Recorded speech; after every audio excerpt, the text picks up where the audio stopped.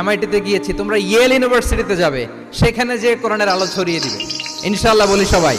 তাহলে শিক্ষার্থীদের জন্য গোটা বিশ্ব খোলা। তুমি জানোই না যে আল্লাহ তাআলা তোমাকে কোথায় নিবে। খুত্তাতুল্লাহি আ'যামু মিন খুত্তাতিকুম, আল্লাহর প্ল্যান তোমার প্ল্যানের চাইতে অনেক অনেক বড়। তুমি জানোই না যে আল্লাহ তাআলা তোমাকে দিয়ে কোন খেদমত নিতে পারে। সো আমরা যেন তাদাব্বুরে কোরআন করি, কোরআনে যে আল্লাহ জেমস গুলো দিয়েছেন এগুলোর সাথে নিজেদের অ্যাটাচমেন্ট যেন আমরা বাড়াই, একটু একটু করে যেন পড়ি। এবং সাহাবা রিদওয়ানুল্লাহি তাআলা আলাইহিম আজমাইন, ওনাদের হ্যাবিট এটাই ছিল, ওনারা তাড়াহুড়ো করে কোরআন পড়তেন না, একটু একটু করে পড়তেন। তোমাদের তো 2 বছর কিংবা 3 বছর হেফজ শেষ হয়ে যাওয়ার কথা নাকি? তাদের কয় বছর লেগেছে হেফজ করতে? 3 বছর। আচ্ছা, তোমরা কি জানো ওমরে ফারুক রাদিয়াল্লাহু তাআলা আনহু উনি সূরা বাকারা হেফজ করতে সময় নিয়েছিলেন 12 বছর।